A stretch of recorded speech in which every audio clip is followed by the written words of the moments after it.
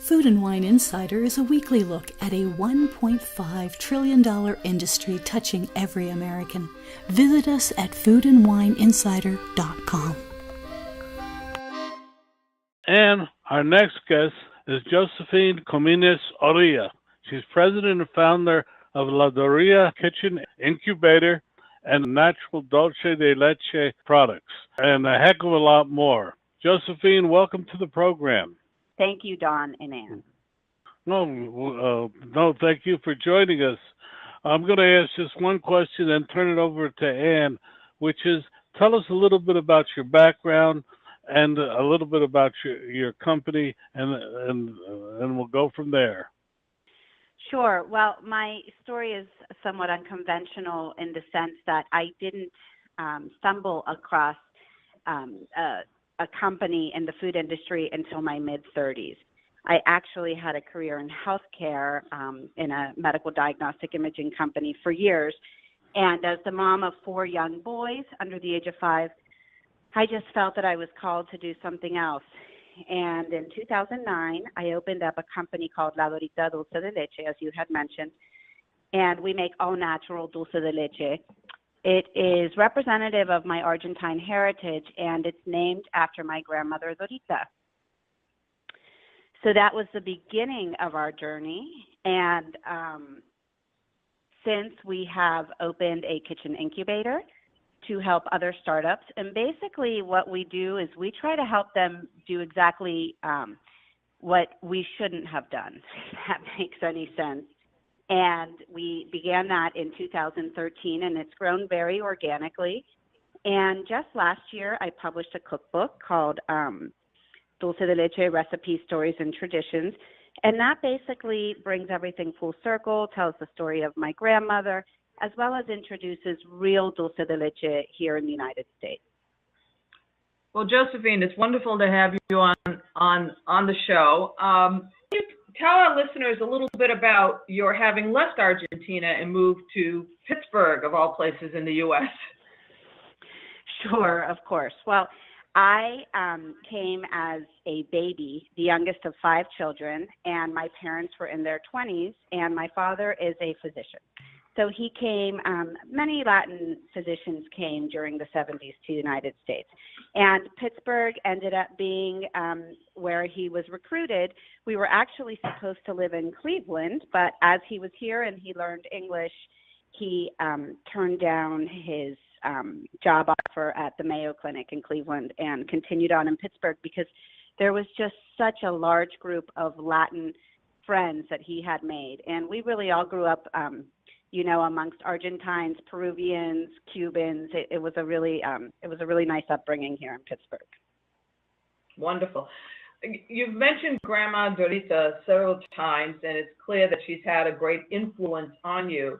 Can you tell us a little bit about her? And I totally understand why you need the product after her, but I'd love to hear a little bit about her. Sure. Well, as I mentioned, my parents came to the United States in their late 20s with 5 children, barely speaking English. So Dorita was the anchor. She was the one who at home would make life normal, if you know what I mean. So she would come and stay with us from, 6 months to a year at a time. The visas were very different at that time, much more open.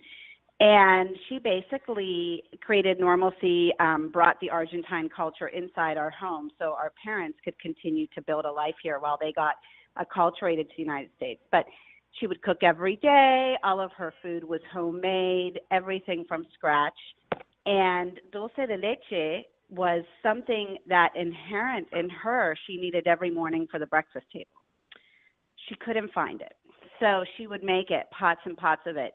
And you can imagine with 5 children, my parents, I then had a younger brother, so 6 of us, she would make these pots of dulce de leche, which take anywhere from 2 to 4 hours to make. It's not an easy feat. And she would want it for the breakfast table the next day. But, we'd find it.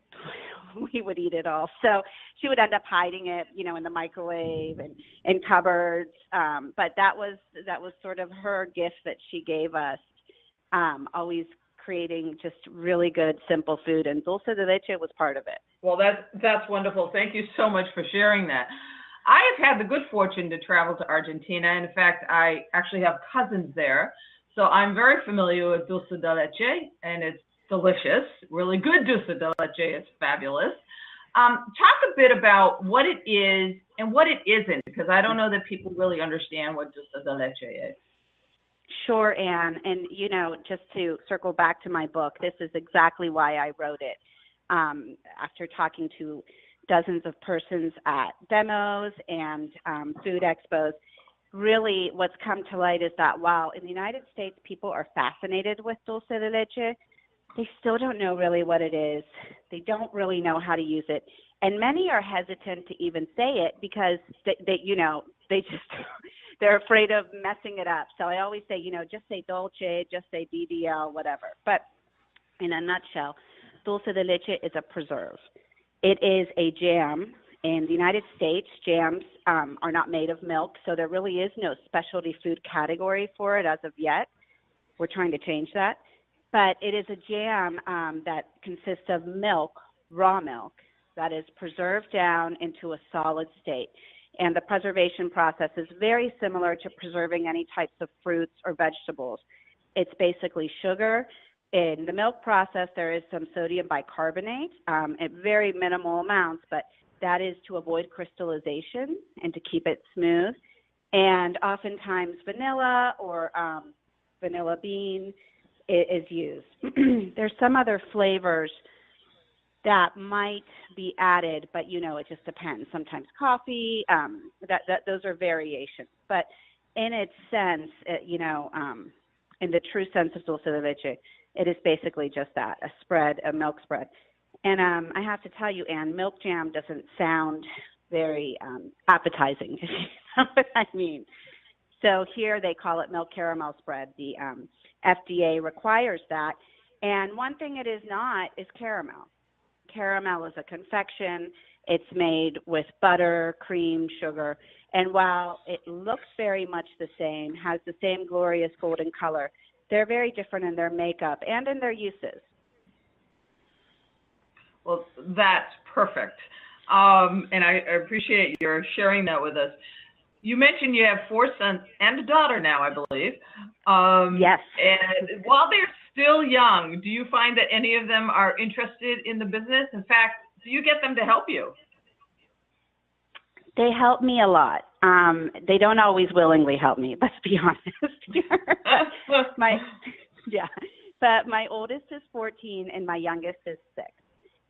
My oldest 2 boys help really when I go to cooking demos. They'll come with me and they're very behind the scenes. And when I say behind the scenes, they're carrying the books, they're helping me set up, but they do realize that this is part of a business. We also do some cooking classes for underserved children in our neighborhood, and the boys help me with those as well. They will help clean, they'll be in the kitchen, and they always sit down at the table with these children that come in and share a meal with them. Then my younger middle boys and my daughter, they help by just eating taste testing my recipes. You always know when they like a recipe. If it's still there the next morning, not so much. If it's gone that day, then it's successful.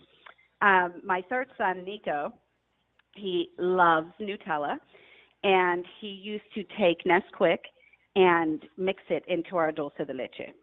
And that is how in 2011 we ended up coming up with our dark chocolate dulce de leche. Because, I said, if he likes it this much, we actually have to make a dark chocolate dulce de leche. In the U.S., these chocolate spreads seem to be very popular. In Argentina, not so much. But it's definitely another version. So he's helped us come up with that recipe as well. I think I recall correctly that in most Latin American countries, they don't even eat peanut butter. In fact, the thought of it is kind of weird to them. Is that true? It's very weird to them. It's extremely weird to them. Just like in the United States, I've received some emails in the past saying, how can you actually say that you feed your children dulce de leche for breakfast? It's like giving them frosting, and again, this just comes down to really it's not. If you're using the correct type of dulce de leche. So let me just backtrack and say that, like, we have an aisle in the grocery store of peanut butters here, you know, the different variations, the different nuts. In Argentina, they have an aisle of dulce de leche, traditional. There is dulce de leche for ice cream. It's called heladero. There's the repostero, which is for baking. Any which kind, you know, and it's very similar to our peanut butter and jelly aisles here. But it's very strange to them to eat peanut butter, but like I said, they don't really understand it, just like here, they don't understand dulce de leche. So maybe I should write a book on peanut butter. See? It's just occurring to me. But yes, Make that maybe making that analogy would help people to sort of see. Right, you know. right. But so at the breakfast table, dulce de leche is really a jam. And that's the traditional dulce de leche. It oftentimes, and if you look at the ingredients, has less sugar than most of the jellies and marmalades that we're buying and putting on our own toast. So that's just, again, a misconception. There are many different types of dulce de leche, one being the repostero, which is the bakery quality, which if you were to fill it in a puff pastry or layered in a cake, it doesn't drip. And that's typically the dulce de leche that people know here. It has more of a candy, confectionery substance, and that does have more sugar, and it typically has glucose to keep it from running. So this is, again, there's just so many different variations. Yeah. Thank you for that. You mentioned earlier you started the business in 2009. How many SKUs do you have now, and where is it distributed? Well, we're still very, very local. We are distributed here in the Pennsylvania, Ohio area. In 2011, we have 3 products. We have our dulce de leche, the original spread, the dark chocolate spread, and then we have a liqueur that's made with dulce de leche and a triple distilled boutique potato vodka called Boyd and Blair that is made also in the United States. That's made also, in Pennsylvania. So, but our dulce de leche, originally we started in Whole Foods, and we were in the Mid-East region of Whole Foods. But we had one of those telltale cases of growing too quickly, and we were with a specific distributor that Whole Foods had put us with, and we simply didn't have the know-how of how to manage correctly our orders. We were getting orders upon orders, but they weren't being distributed. So we were finding that expired product was not being distributed. So we ended up in those first few years losing money. And again, this is one of the things that we work with startups in our incubator of what not to do. So we decided to rescale back, and now we have only local distributors who distribute within the tri-state area of Pennsylvania, West Virginia, Ohio, and Pennsylvania. And we are in local specialty stores here, McGinnis Sisters. We're in all of the Giant Eagle Market District stores. We are in specific Whole Food stores, local ones. So, and again, this is an effort for us to properly manage until we can properly scale up. One of our challenges, Anne, is that we are all natural. Yep. So the sell-by date of when we deliver is 6 months. That's the sell-by date, okay? That's not the use-by date. But we're limited in that sell-by date. And, you know, usually a year, the product can't go beyond a year. Most large distributors, even UNFI, the ones for specialty foods, they want at least 18 months. But so we will, and we are coming across the issue of, do we use some type of natural preservative? Do we use possibly a natural form of glucose to keep crystallization from happening? Because really, the two things that you have to worry about with our product is crystallization, meaning it's just not that nice to eat, you know, it's not as smooth, or possibly mold, you know, within like a year or so. So these are the things that we're coming across now to see how we can try to scale this without losing integrity. Yeah, question for you. If it was in the refrigerated section, would it last longer? Well, first of all, the product, yes and no. So yes, because it would be properly stored. I think one of the issues is that with distributors, oftentimes it's just not properly stored. It may be in a place that's very hot, that isn't, temperature controlled. But typically, if it's in your pantry, Anne, it should last until you open it. Once you open it, it does have to be refrigerated. But the other issue is that refrigerated space in grocery stores is so much less. So it's that much more challenging to get into it. So that would be a challenge in itself. Yeah. So I was just thinking that because it's a milk-based product, it would put it in the correct context. But that's for another day. Yeah. I want to return back to your commercial shared space kitchen Sure. that you've created for the cooks and the artisanal food makers and the caterers. In some respects, you're an incubator for other new products. So can you talk about some of the companies and the brands your kitchen has helped support? Sure. So we have had, since 2013, we've had 47 members. We currently have 26. Some of them have been exceptional products. One of our first was ABC Vegan. They were all vegan, but created these incredible foods like chicken wraps, and I say chicken in quotations, pulled pork sandwiches, because they're all soy-based. And, when they joined our kitchen, we have definitely a very selective process as to who comes and joins our kitchen, because we really want to create a community of self-minded makers here that can each benefit from each other. So they said to us, well, we'd like to cook for you so you can try our product. And I said, I'm just going to let you beware that my husband's Argentine and we are carnivores by nature. So I don't know that we are the best persons to judge your product, but we'd certainly be honored to try it. So they cooked for us, and they asked me to not let my husband know that they were vegan. And he didn't know. It was that good. He ate the pulled pork sandwich as if thinking it was pulled pork, and we were enthralled with them, and they joined our kitchen. They are one of the persons that we helped get into Whole Foods, but unfortunately their story didn't turn out as hoped. They ended up closing a year after getting into Whole Foods. Their price point was just too high.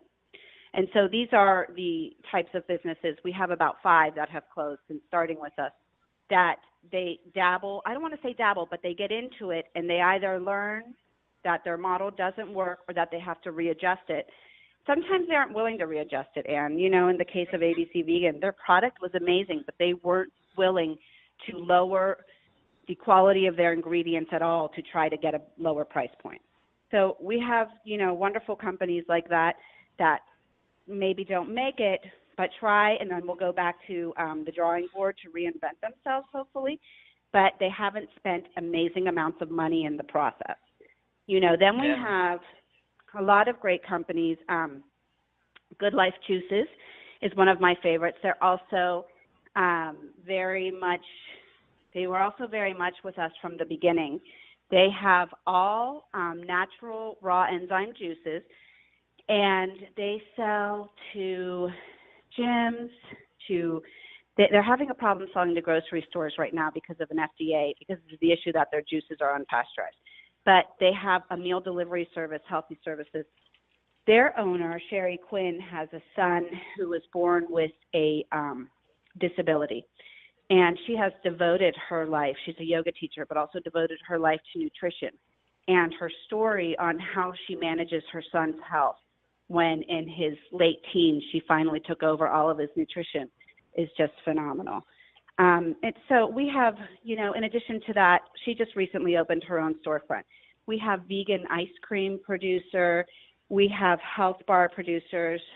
We have some caterers who have been in the business for years, but never were able to become a member of a kitchen and rent it as needed to take on weddings of like 400 plus, and we even have an 80-year-old woman who's twice widowed and makes weekly Italian dinners to sell at farmers markets in the summer.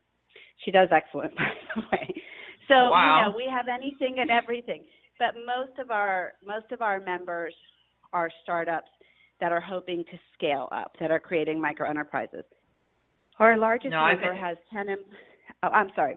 Go ahead. No, go ahead. No, you go ahead, please. Continue. Oh, our largest member, just to wrap that part up, has 10 employees. They're Their company is HOIN, which stands for Helping Others in Need.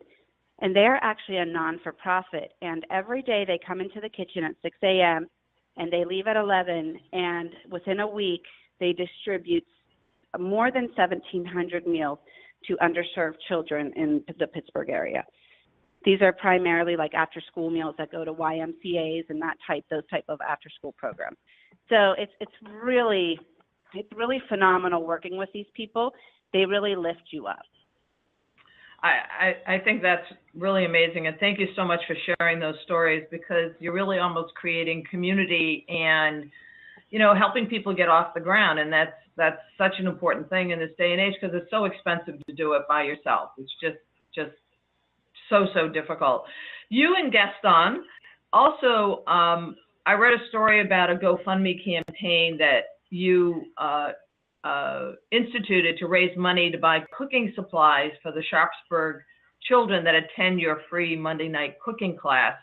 I thought that was a wonderful story, and I would love for you to share that and what you do in that, in case, I don't know how you raise 5 children, have a business, have a commercial shared space kitchen, and just in case that wasn't enough, you have cooking classes for kids, which is really phenomenal, but also wanted to be sure they had the right equipment. Could you talk a little bit about that story, because it's really very uplifting.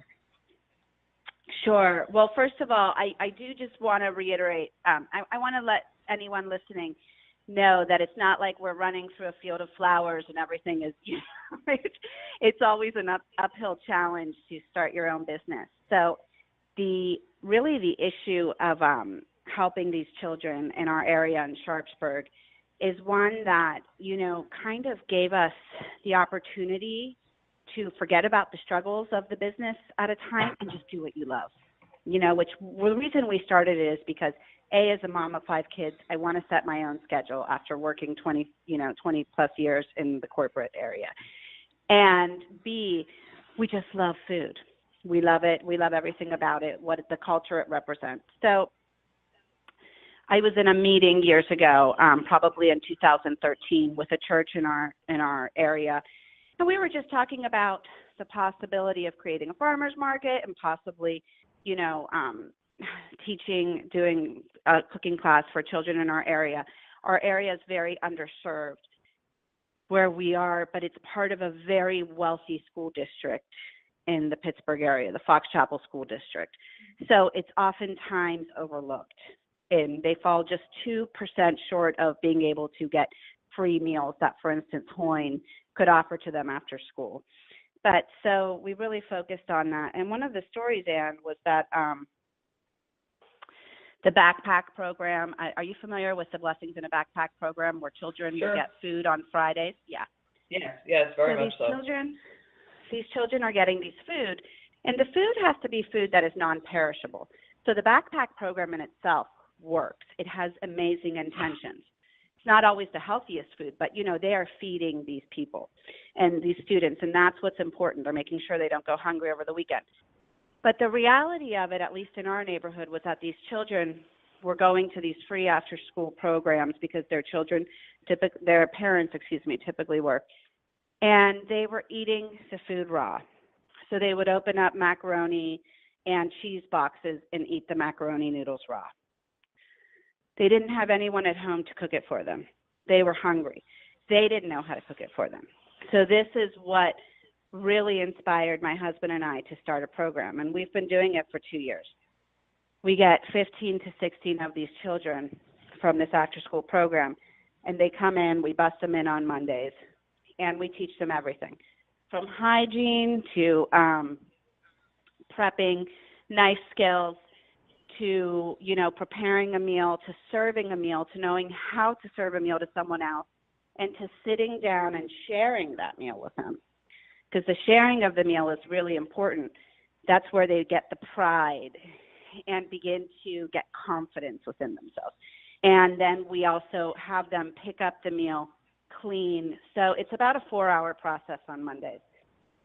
Our first class, we always do eggs, because eggs is a very inexpensive way to feed them that they can make many meals from. And I'm sure, you know, being in the food industry, from breakfast to dinner.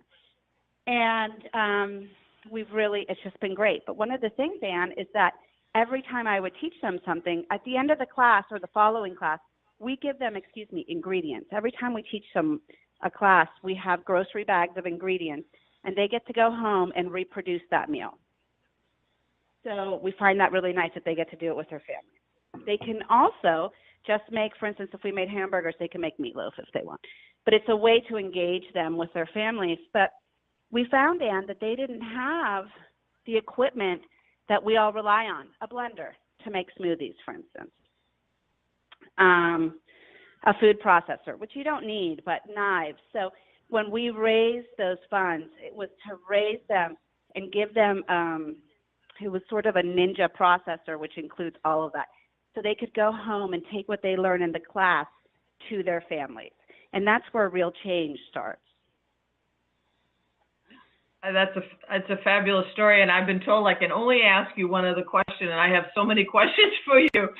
But I would just love for you to end with talking a little bit about your biggest lessons learned from this adventure in creating dulce de leche for the American palate. Just being in Sure. business, what would you do over again? How would you do it differently, maybe? Well, we would start differently. What we do at the Incubator Kitchen is we allow people to come in and not build out a kitchen, not spend great amounts of capital up front. So they can use it in the important things like marketing, labeling.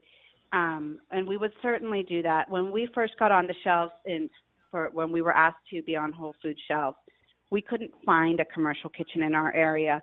And so we built one, and we took a dining room, and it took us about 7 months and $45,000 to build a kitchen that would be licensed and allow us to sell wholesale to markets. And that worked for about 2 years, but we ended up selling that house, and all of that was gone. So those are one of the things that I would really recommend any food startup to seek out, either restaurants that have days off that they could rent from and get licensed at, a church, or if not, a commercial incubator kitchen such as ours, which more than just a licensed commercial space offers you consulting, a network of persons. There's a lot more services that comes along. But I think that acts as a proxy to capital in those early and risky years. I think that's fabulous advice. And you're absolutely right that part of starting the business is making sure people know about your product. Right. And if you're too focused on just how do you manufacture it, it keeps you from really getting the brand, the business, the product sort of established. I want to thank you, Josephine, for being with us today. You were really wonderful. I wish you so much good luck with continuation of your business and all the other great things that you're doing within your community. It's been a real pleasure having you on the show. Thank you to you both. It's been a pleasure being here. Before you go, Josephine, tell us your website and tell us the name of your book. Sure. My website is www.ladorita.net, and the cookbook is called Dulce de Leche, Recipes, Stories, and Sweet Traditions, and it's published by Burgess Lee Press. Will you spell out La Dorita for our audience? Sure. La Dorita is LADORITA.net. Thank you so much for being with us. It's been a really enjoyable time. Thank you. I really appreciate the opportunity. Want to know more about health savings accounts for your company or yourself? Go to 2hsa.com and get a free employer's primer. Health savings accounts are a cost-effective way of offering health care benefits to your employees and yourself. HSAs build retirement funds for your employees, improve morale, and reduce your health care benefit cost. For a free employer guide to HSAs, go to 2hsa.com. That's 2hsa.com. Dan Perkins here from Recalculating.biz with your featured book, Bob Bethels. Bob's new book is Strengthen Your Business, Fail-Proof Strategies for small business. His suggestions are easy to understand and very helpful. Bob Bethel's book, Strengthen Your Business, can be found at Amazon.com or can be ordered at your local bookstore. This has been Dan Perkins with your Recalculating.biz featured book. And our next guest is Sean Lovett. He's the founder and CEO of Revive Kombucha, a kombucha brewery based in Petaluma, California, one of my favorite towns. Sean, welcome to the program. Thanks for having me, Don, and nice to meet you and Ann both. Okay, and I'm going to turn it right over to you. Wonderful. Hi, Sean. Thanks for joining us on Food and Wine Insider. It's great to have you. Yeah, good morning. Good morning. Thanks. Good morning. You and your wife, Rebekah, started Revive Kombucha in 2010, but you weren't always in the food business, but it seems to me always an entrepreneur. Tell our audience a bit about your career before Revive Kombucha. Yeah, it's sort of the serial entrepreneur, if I can give myself that credit. Grew up in a family. My dad had, built and run many businesses, and my brother followed in suit. I joined my brother in one of his early businesses. We built data centers and computer systems for, a lot of big Fortune 500 companies. Did that up through the sort of booming .com era. A lot of fun. Got to see a lot of really amazing places. Saw the up and down of MCI WorldCom, if you remember that. They were one of our big customers. And then brought, after the .com sort of broke out into really high-end home integration systems. So with partner and I, we built a nice business in Chicago doing home automation, home theater, a lot of fun, and did that up until about 2007, 2008, when we made the big pivot moment.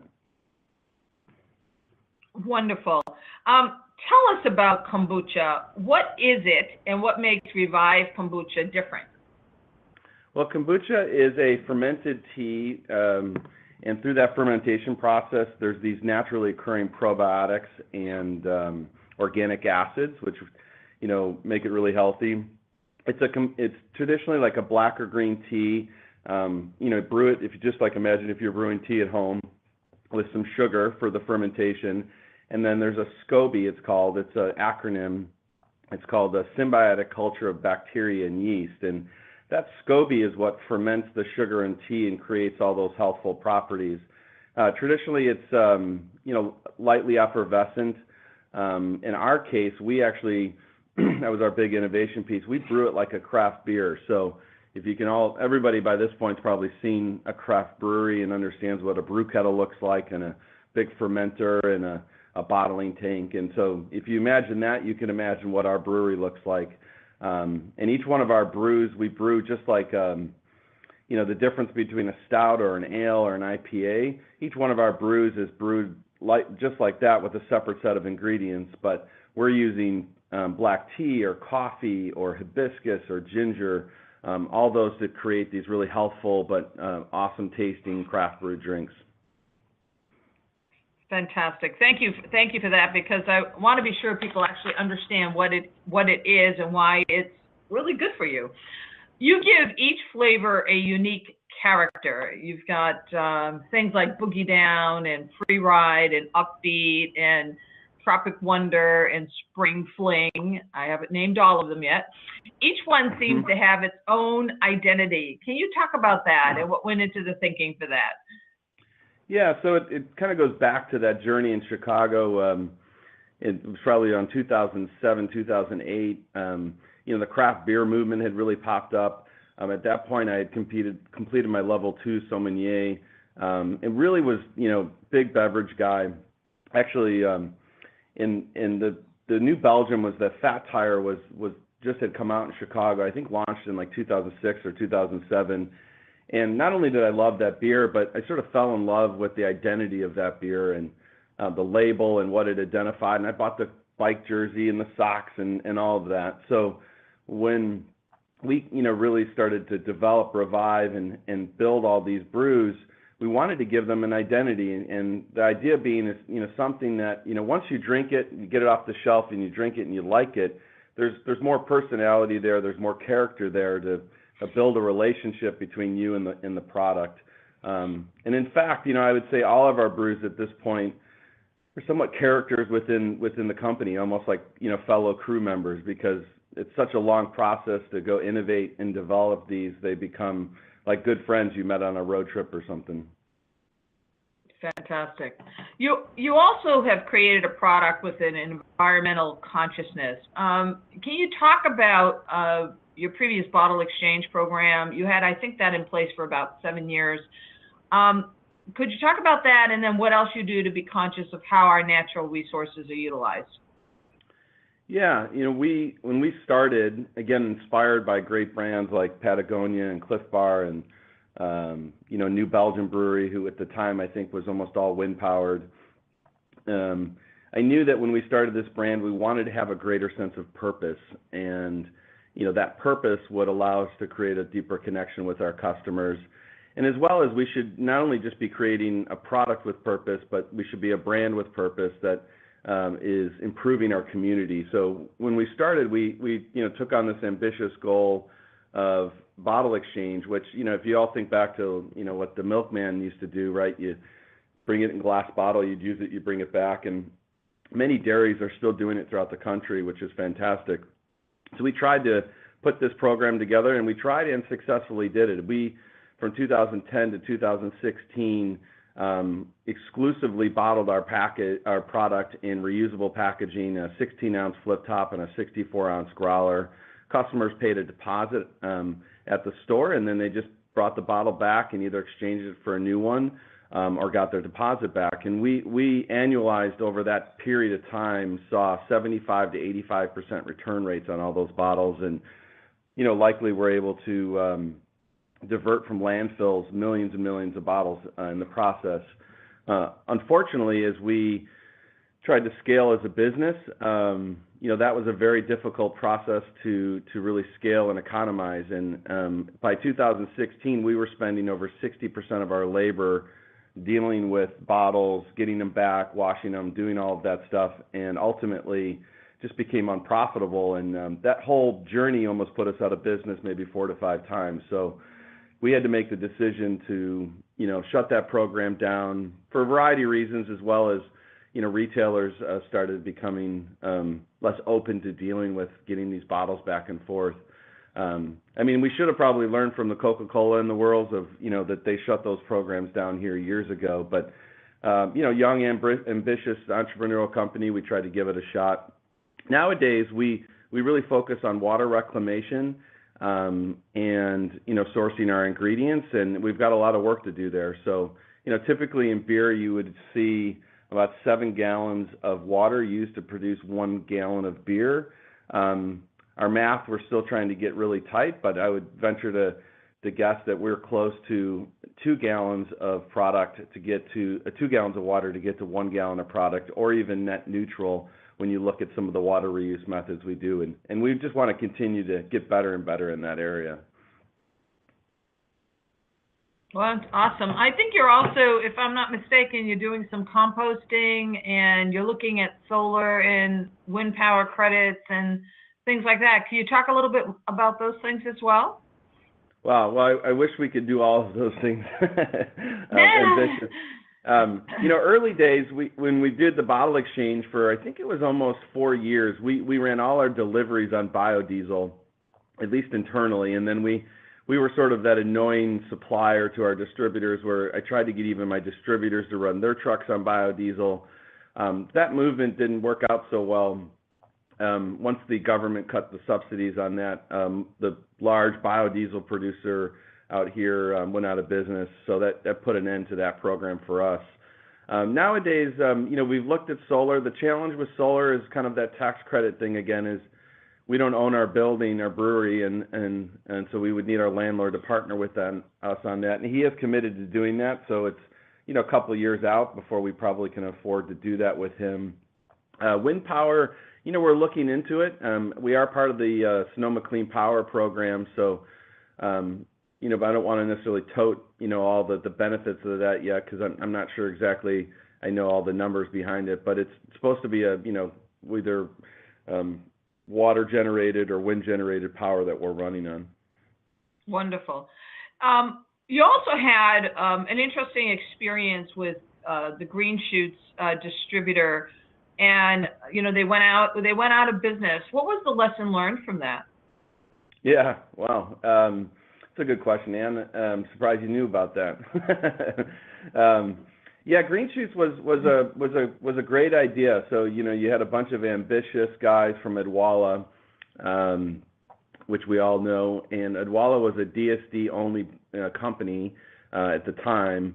And a couple guys went off and said, hey, we can provide this DSD program for other incubator brands. DSD is definitely, in my opinion, one of the best routes to market if done well.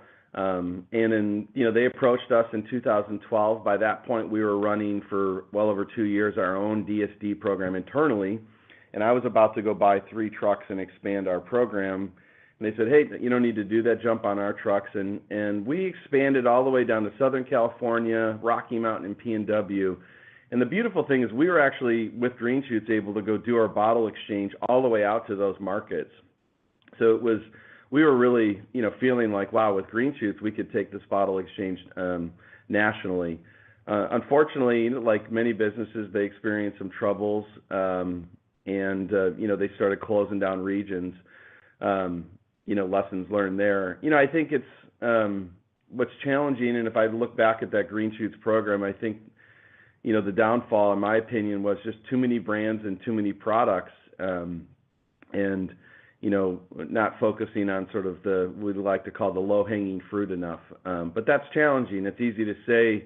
At the same time, when you're growing a business like that, you need to grow top line as well as grow your existing business. So a lot of good lessons learned there for sure. That as well almost put us out of business a couple times, and definitely didn't see all our money back out of that one. And so, to continue to expand your business, how did you shift? What did you start to do differently?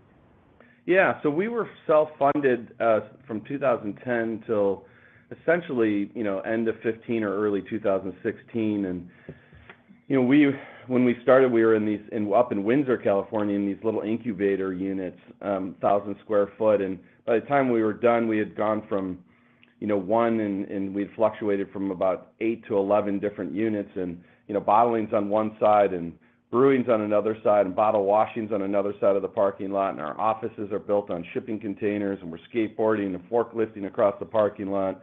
All our neighbors hate us.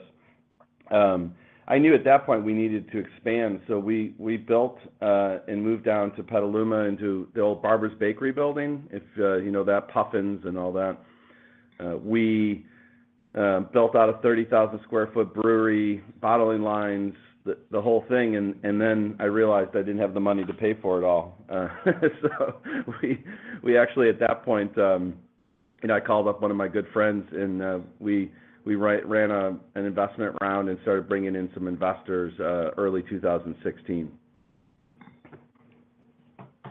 Good for you. And last August, you raised, I think, about $7.5 million in funding, led by Pete's Coffee and other investors.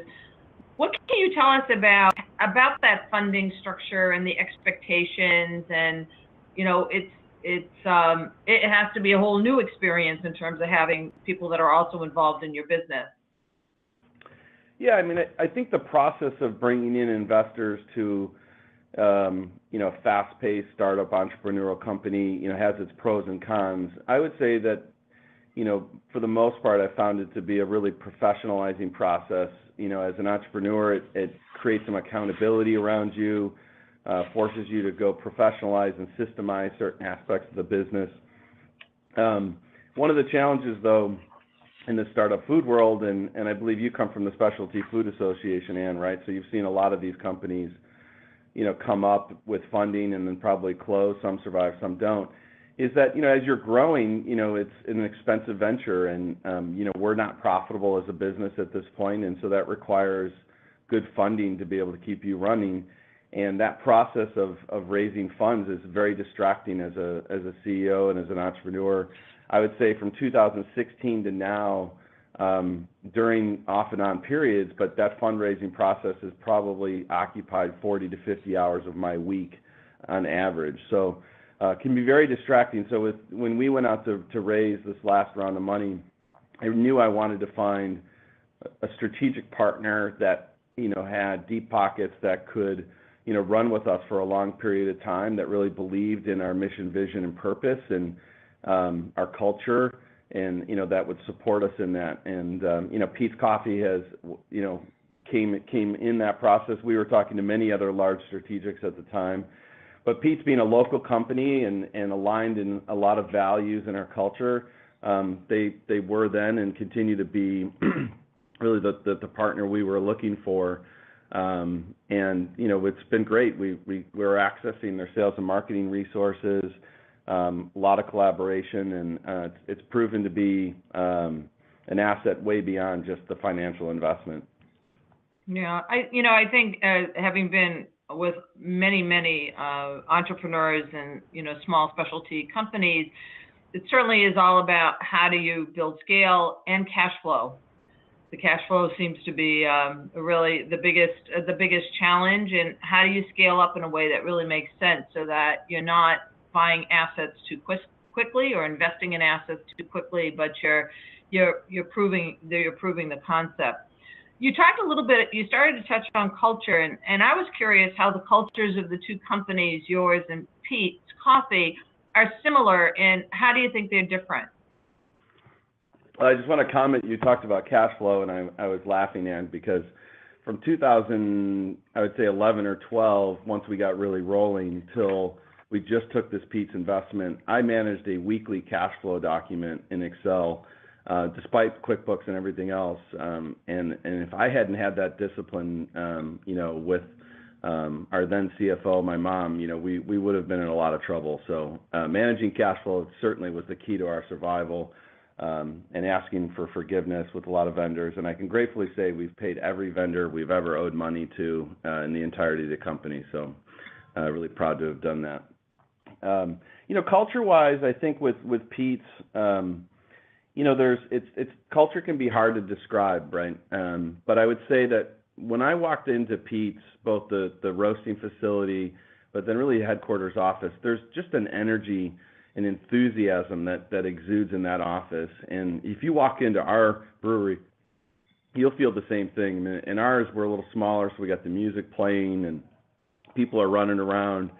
There's just a sense of urgency, and that sense of urgency isn't because somebody's forcing you to do something. It's a sense of urgency because we're proud of the product we're making, and we want to grow it, and it's fun, and I think it's really impressive to me that Pete's, at nearly $1 billion organization, has, cultivated a culture, that is so enthusiastic. I mean, it could just be from all the caffeine that they drink all day, with the coffee, but ultimately it's authentic and real. And then, there's just a sense of values of how you go to market, how you're treating your suppliers. I saw some pictures of, the sales team, at one of the, coffee farms. And, I think, what we really want to go do is align in our purposes. And for Revive, we believe that we have a product that can replace soda in the market, and I believe Pete's and JB as well see the future of beverage, and ultimately it's providing people with high quality craft brewed products that are good for you, right, and take us to a healthier future. I think that's a great philosophy, and I do hope that it happens for sure. Where are you distributed today, and in what channels? What channels of distribution are you in? Yeah, so part of our Pete's agreement, and which was, so attractive, is that they, in the last 18 months, have launched their cold craft distribution arm. So, learning from the green shoots, but also the DSD program there, but also really still, running and operating our own DSD since 2010, I was really attracted to that cold craft distribution system. So right now in California, we're riding on those routes in the cold craft network all through California, Northern California, Southern California, and we operate in the natural, specialty gourmet and the conventional channels. We're even breaking now into the convenience channel throughout California. with them, and we're going to be expanding up to the Pacific Northwest region as we speak with Cold Craft. Outside of California and PNW, we operate more broadline distribution with UNFI and KeHE, and we've been working with them since about 2016 pretty successfully. Obviously, different routes to market. One's very sort of hands-on white glove service, being DSD. The other one, being drop and go. Each has its own benefits, and we adapt and run hybrid models depending on the market and what makes the most sense.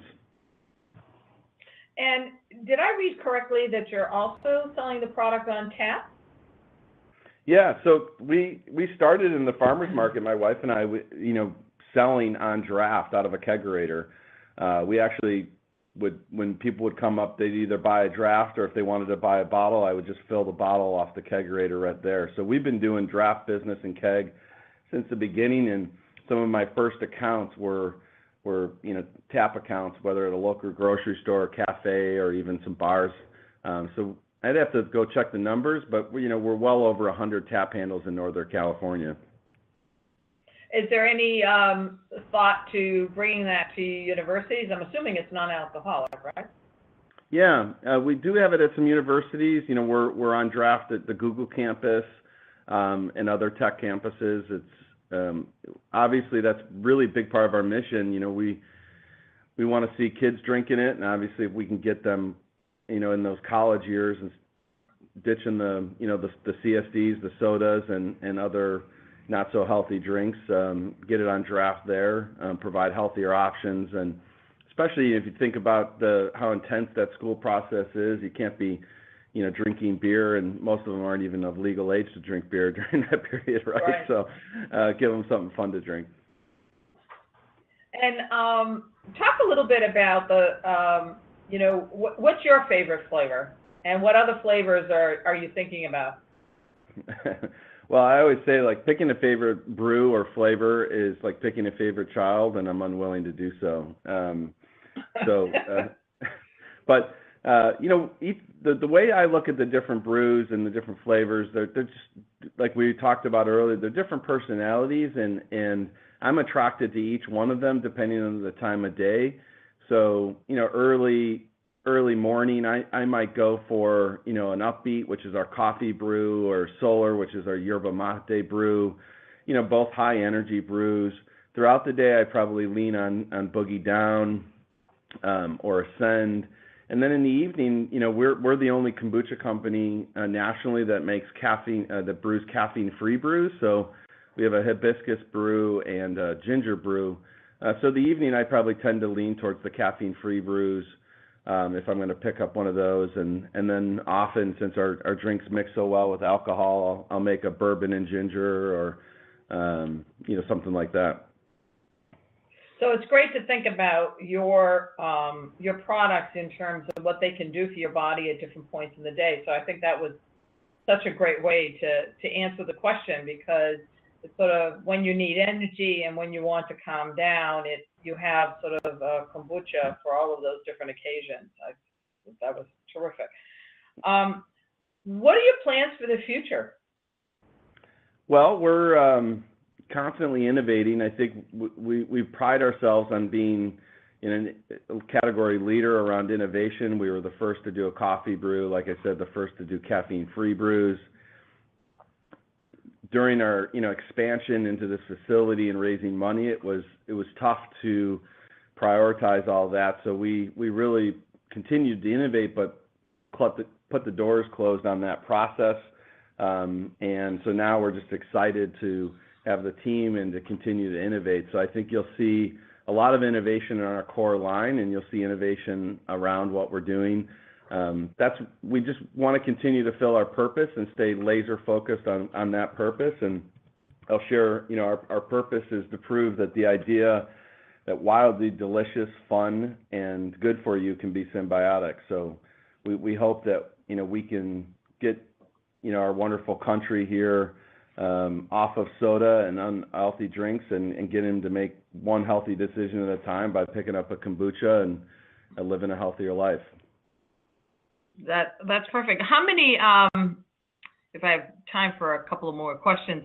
How many employees do you have currently, and how would you, what is, I think you've kind of discussed the core purpose of the business, but how would you describe how people feel about working for you? I don't want to use the word culture again, but there must be a certain vibe that's in the DNA that, you know, people who come to work for you either feel it or they don't feel it. Yeah, I mean, at this point, we're around 40 crew members total. Most of those are based here out of Petaluma and Sonoma County. We really have pride ourselves on being a Sonoma County brand. It's on our labels, has been since day one. You know, I look at it as our brand, and this was part of, you know, when I walked away in Chicago from some successful businesses, you know, looked at my wife and said, I really want to go build a brand and a culture. And I think I looked at, you know, brands like New Belgium and other ones, and just the culture they had built and the community within the brand and around the brand.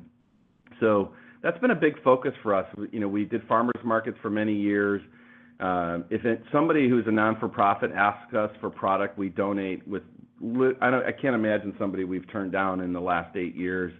So we really want to be building a culture and that sort of brand ecosystem, which is the people within the brand, the people around the brand, our partners, in our community. I can't say that we've done that perfectly over the years, but we certainly try. And I think, you know, we've really built a reputation as one of the, you know, big supporting, upgrowing brands in the community. We've made a lot of efforts around, you know, hiring and wages and benefits. You know, we keep our kitchen fully stocked with food. You know, it's maybe not the most glorious food. It's, you know, Amy's burritos and, you know, other things like that. But, you know, we always try to provide a layer up. We do a lot of group lunches. You know, last year for our Christmas party, we rented the Mystic here in Petaluma, threw a big concert and party for everybody. You know, our vision as a brand is to find and amplify the magic groove between free flying in spirit and grounded in purpose. So it's this very idea that, you know, we get up, we work hard every day, we're passionate about what we do, but we have a good time doing it. I think finding the perfect mix of people who believe in that and want to live that lifestyle as a job every day is not easy. So this is not a average job, I would say. It's, you know, being part of a startup and fast growth, you've got to be willing to adapt and change quickly. And there's a core crew, some of them have been with me since day one, that live and breathe that. And it's just an absolute joy to have such committed folk to get up every day, go to work. And it doesn't even feel like work. And just this week, I was running up and down the stairs and ran into a conference and said, you know, we better be careful. We're going to have too much fun and we're going to forget that this is work. It's just an absolute joy, the crew that we have here, working with them. It's a lot of fun, high energy. The days just fly by. Well, it comes through everything that you're saying, Sean, in terms of, I can hear it in your voice in terms of your commitment, your excitement about the business, your hopes for the future. If you could give any budding food entrepreneur advice, what would be the one thing you would say? It's a good question. Only one thing. One thing. Well, I would say hire the right people sooner. Hiring is probably one of the hardest things to do, but having the right people and having the right people at the right time that can grow with you makes all the difference in the world.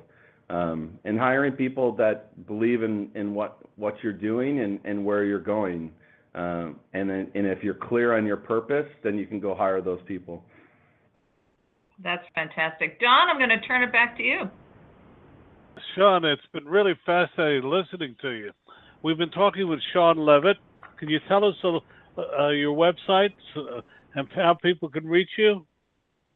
Absolutely. I think the two best places to find us would be on our website, which is revivekombucha.com, or on our Instagram page, which is also at revivekombucha. And we're based in Sonoma County, and you can find us in most of your natural food stores. Okay. Would you mind spelling out your website for people? ReviveKombucha.com. So ReviveKombucha.com. Thank you so much for being with us. Wonderful. You. Thanks, John. You've been listening to Food and Wine Insider with Ann Daw and Don Mazzella. Food and Wine Insider.